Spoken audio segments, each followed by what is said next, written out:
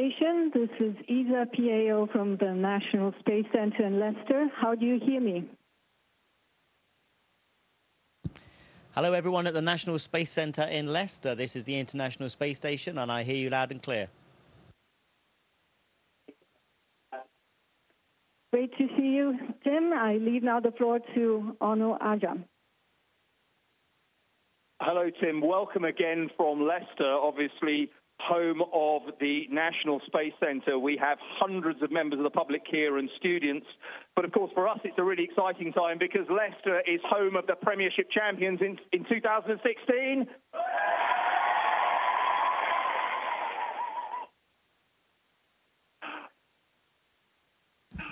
Hi, Anu. Yeah, you guys have certainly got an awful lot to celebrate down there, and it's great joining you today in Leicester. Tim, I'm delighted that we have this opportunity. I know that time is tight. One of the first things I just wanted to thank you for, I've got on stage with me here, I've got a high-altitude pressure suit, and I've also got the backup flight kit for the experiments you did for us, because from the National Space Academy's perspective, we'd like to thank you for doing those experiments. And from FAI's perspective, for aeronautics and astronautics, we'd like to thank you for the inspiration you've been giving to students across the United Kingdom. It's a great opportunity for us, and I'd just like to start with looking at 5 months into your mission, Tim. As somebody who started as a test pilot and has now become an astronaut, how did you find that change from aeronautics to astronautics? You know, it's a good question, Anu, and it's been an incredible experience, a fascinating journey. And I've been amazed at the transition and actually how easy the transition has been. There are so many things that I have learned being a pilot, and an instructor pilot and then a test pilot. I think in particular, coming from the aviation community, you bring an awful lot to being an astronaut. Many of the things that we deal with here in space are very similar to things that we're used to dealing with in the aviation industry. And certainly I approach my job here as an astronaut still with my test pilot's head on. Everything we do up here, it's cutting-edge technology. We're developing new systems. We're using new materials. We're coming up with new techniques. And in order to improve and to move forward, it's good to have that kind of test pilot mentality.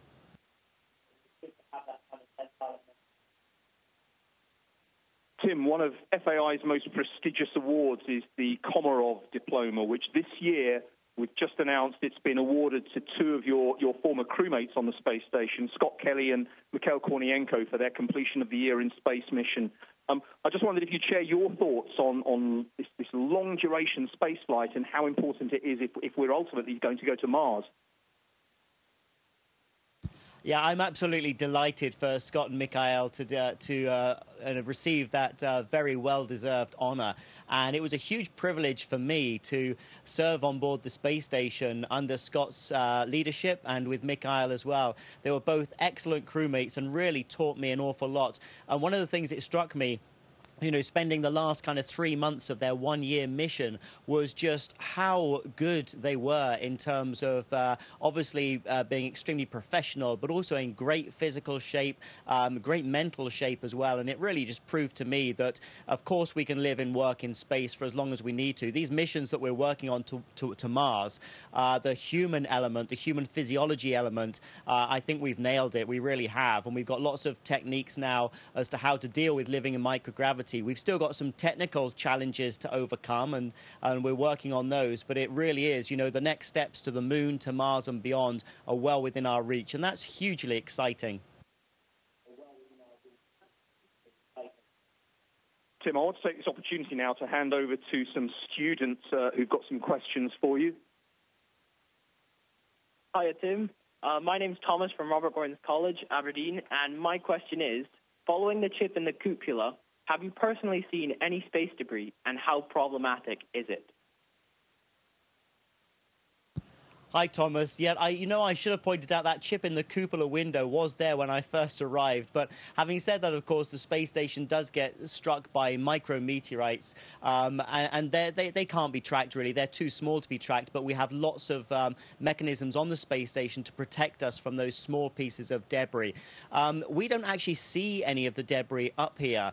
And actually, when I look out the cupola window as well, it's very hard even to see other satellites. But when I look back at the videos that I've taken and the time-lapse photographs, I can see satellites moving around in the sky. So in terms of being able to visibly see debris, no, we can't, but we can see the impact that debris has had on the space station.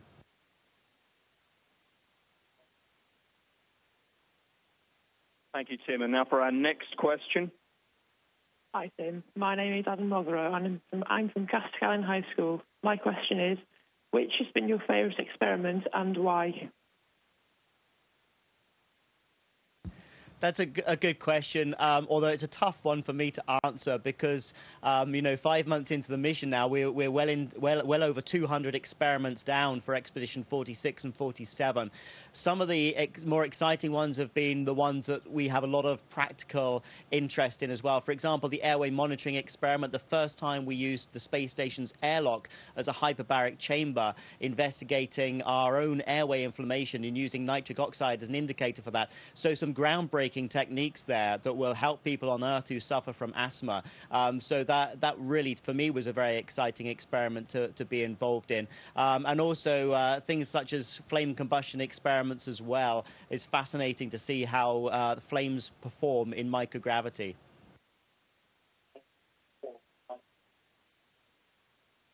Tim, just before launch, there was a great shout-out for you from Mellor Primary School here in Leicester, just down the road. And so the next question is from one of their students. Hi, Tim. My name is Shreya, and I'm from Mellor Community Primary School. And my question to you is, which is more beautiful, daytime Earth or nighttime Earth? Hi, Freya. Got another difficult question to answer because they're both stunning. Some of the things I love at the nighttime are thunderstorms and the aurora. And we've really been quite lucky. We've had a lot of solar activity during this mission. And I thought I wouldn't see that much of the aurora, but we've been spoiled. I see it more often than not. And also the aurora australis, which is beautiful and just as powerful and as stunning as the aurora borealis. And by daytime, of course, we get to see all of the beautiful places that we recognize on Earth. And I take lots of photos in the daytime and at nighttime, and they're both absolutely stunning.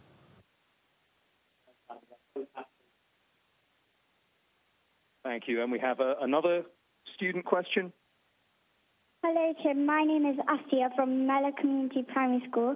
And my question for you is, what exercises do you do to keep fit in space? Yes, keeping fit in space is really important so that we can prepare ourselves for coming back and living on Earth in a 1G environment. So we tend to exercise for about 2 hours every day, and that's a mixture of cardiovascular exercise. So we'll either jump on the running machine or on the bike machine to get our heart rate up and to give our heart muscle a good workout. And then we'll also exercise on a device we call ARED, which uses vacuum cylinders to give us some weight resistance so we can do muscle training.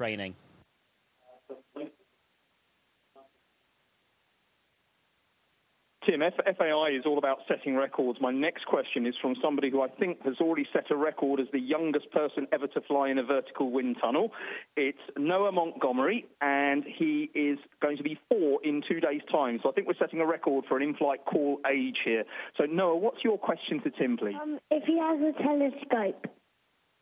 So Noah's asked me this question many times. Does Tim have a telescope like the one I've got, or is it better? No, that's a great question. I think you're obviously well on the way to being a great adventurer and explorer and astronaut with, with your wind tunnel achievements. In terms of a telescope in space, we don't have a telescope, but we do have several pairs of binoculars which are stabilized so that we can use them for some astronomy as well as looking at the Earth. and some of our cameras have some really large lenses on them, and so we can kind of see down to a very fine detail. We can almost see something as small as your house or your garden through those camera lenses. So no telescopes, but plenty of optics to help us look at the stars and to look at Earth.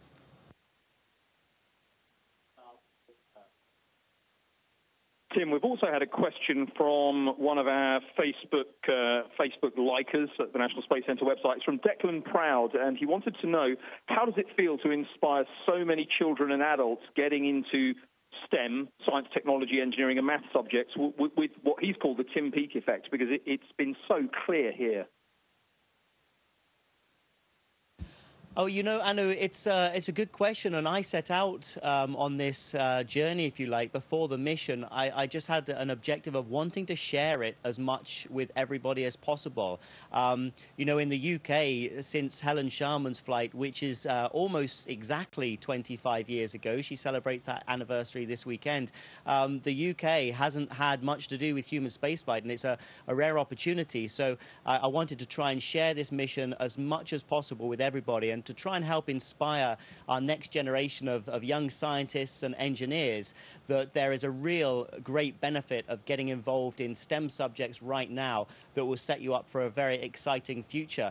And I'm just absolutely delighted that this mission seems to have had that effect, and I couldn't have asked for it to go any better. That ties in nicely with another question we had on Facebook from Kat Evans. You've answered the first part of her question about advice for being an astronaut, but she also asked, what's the hardest thing about being in space, and what's been the best thing? Gosh, good questions. The hardest thing about being in space, well, I think, you know, being separated from friends and family, really, from a kind of an emotional point of view, that's obviously difficult being up here for long periods of time. From an actual sort of operational perspective, the hardest thing about being in space is not losing stuff. It's very easy to let go, and as soon as you let go of something, it just drifts away, and actually they can move fairly quickly, and you look back a couple of minutes later and it's not there and you've lost it. So keeping track of everything is probably the hardest thing about being in space. Oh, sorry, the second part of that question, Anu, what's the best thing about being in space? It has to be the view of planet Earth. I mean, I thought that after maybe a month, 2 months, 3 months, you would go to the cupola windows, look down, and you know, you'd have kind of seen it all before and you'd get used to it. It's something that I never get used to. There's always something exciting, something different, something beautiful to see outside the window. It's hugely addictive, and the more you look at planet Earth, the more you start seeing its secrets being revealed to you. Tim, I know we've only got about a minute or so left, but that ties in with the last question from all of us, which is really, with 5 months into your mission gone and a month before you return to Earth, I mean, what are your thoughts going into this final month, and how have your perspectives changed over the last 5 months? Because for us on the ground, it's been absolutely inspirational. It'd be interesting to get your perspective. Yes, you know, I mean, from an operational point of view, we just treat every day the same up here. You have to be very focused. There's a lot of work still left to do. You have to obviously always be ready for any eventualities, any off-nominal situations that may happen. So I know I'm going back in 4 weeks' time, but I don't really think about that. I just kind of take every day as it comes and focus on what the next main task is. But over the 5 months, looking back on the mission, it has just been hugely rewarding. It's been an incredible privilege to live and work on board the space station. The science has been amazing. The spacewalk was a real highlight, and things like capturing visiting vehicles, the Dragon spacecraft as well, a real highlight.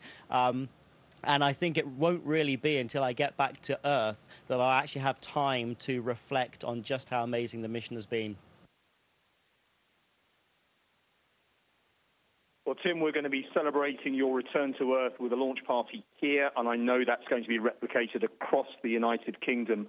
And I know that speaking to colleagues in many other countries, they have been as inspired as we have by your mission. So I'd like to finish in truly British style with 3 cheers for Tim. Hip, hip.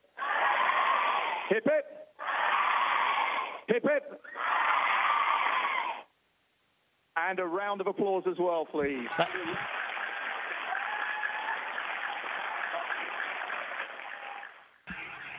Thank you so much, Anu, and thank you to everybody at the National Space Centre in Leicester. It's been a real honour to be speaking to you this afternoon. I've really enjoyed it. Thank you very much indeed, and have a great day.